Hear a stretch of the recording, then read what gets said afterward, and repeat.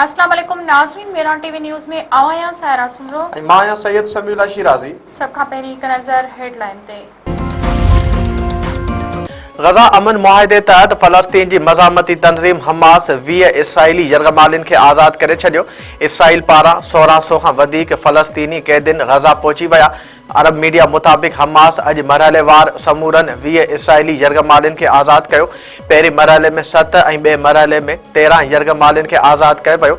Israeli media जो चवणु आहे त हमास अॼु 28 यरगमालिन जा लाश बि ॾिना आहिनि। लॻभॻि 1700 फ़लस्तीनी इसराइली जेलनि मां बसनि में सवार थी गज़ा पहुता। अमेरिकी सदर डोनाल्ड ट्रम्प चयो आहे त विच ओभर में हिकु नई तारीख़ी दौर जी शुरूआत थी रही आहे। ही इसराइल ऐं सॼी दुनिया लाइ हिकु गैर मामूली कामयाबी आहे। इसराइल उहो सभु कुझु हासिल करे वरितो आहे जेको ताक़त ज़रिए खटे सघिजे थो। इसराइली पार्लियामेंट खे ख़िताब कंदे अमेरिकी सदर चयो त वक़्तु अची वियो आहे त जंग जे मैदान में दहशतगर्दनि ख़िलाफ़ कामयाबियुनि खे पूरे विच ओभर लाइ अमुन ऐं ख़ुशहालीअ जे आख़िरी इनाम में तब्दील कयो वञे। ईरान लाइ बि दोस्ती ऐं ताउन जो हथ हमेशह खुलियल आहे। सभिनी मुश्किलातनि जे बावजूदि असां नामुमकिन खे मुमकिन बणाए छॾियो। यरगमालिन खे घर वापसि आंदो आहे। गज़ा अमन मुआहिदे ते सहीनि लाइ मिस्र में अहम इजलास कुछ देर में शुरू थींदो। अमेरिकी सदर डोनाल्ड ट्रम्प ऐं मिस्री सदर समेत आलमी सरबराह शरीक थींदा। वज़ीर आज़म शहबाज शरीफ इजलास में शिरकत लाइ शर्मुल शेख पहुची वियो। मिस्र जे सदर पारां आजियां इजलास में तुर्किया जो सदर रजब तैयब उर्दगान ऐं फ़लस्तीनी सदर महमूद अब्बास भी शरीक थींदा।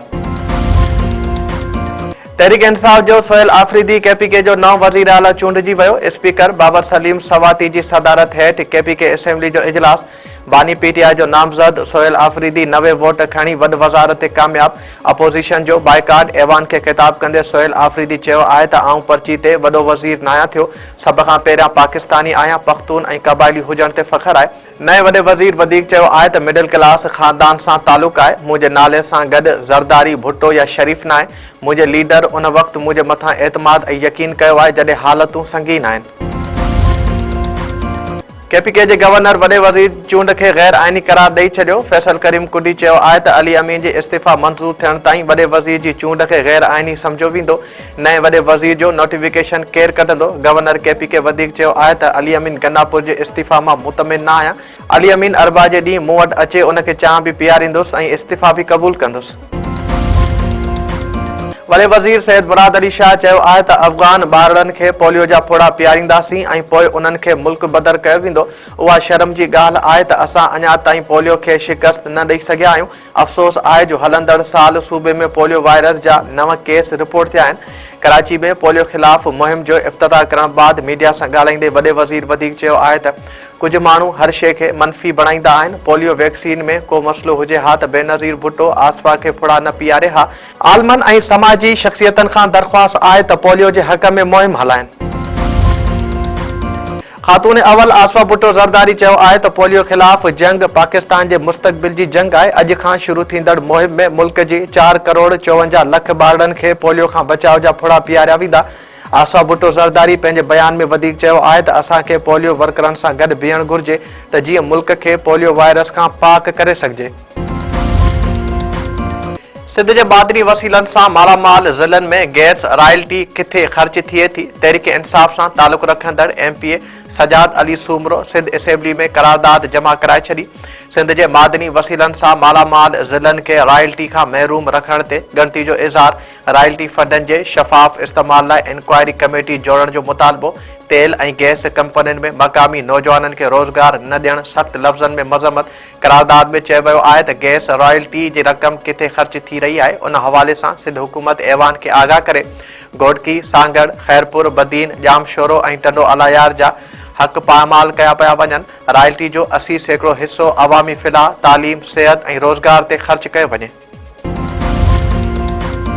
हैदराबाद वेझो हथियारबंदनि जी फायरिंग, हिकु ॼणो क़तल। फुलेली थाणे जी हद मकराणी पाड़े लॻ हथियारबंद गोलियूं हणी मुनीब मुख़्तियार अब्बासी खे क़तल करे फरार थी विया। वारसनि जो चवणु आहे त मुनीब कारोबार कंदो हो, संदसि कंहिं सां बि का दुश्मनी न हुई। खेसि बेगुनाह क़तल कयो वियो आहे। अणधूरी जांच करे कातिल खे कानून जे कठहरे में आंदो वञे। काजी अहमद वेझो रोड हादसे में वाट हेड़ू पीरसन औरत फौत थी वई। नेशनल हाईवे ते तेज रफ्तार वीगो गाड़ी जे टक्कर में 50 वरनि जी मिसमात हसीना मौके ते ई फौत। अस्पताल में जरूरी कार्रवाई बाद लाश वारसन हवाले कयो वियो। सिंध में धाड़ेलन पारां ॾोही दुनिया खां तंग थी हथियार फिटा करण जो सिलसिलो जारी। दादू खां पोइ तंगवाड़ी में भी बदनाम धाड़ेल मुर्तदा उर्फ मुर्तू बाजकाणी हथियार फिटा करे पुलिस वटि पेश थी ॾोही दुनिया के अलविदा करे छॾियो। पुलिस जो चवणु आहे त मुर्तदा उर्फ मर्तू बाजकाणी अगवा ऐं धाड़नि समेत 14 खां वधीक संगीन केसनि में घुर्बल हो।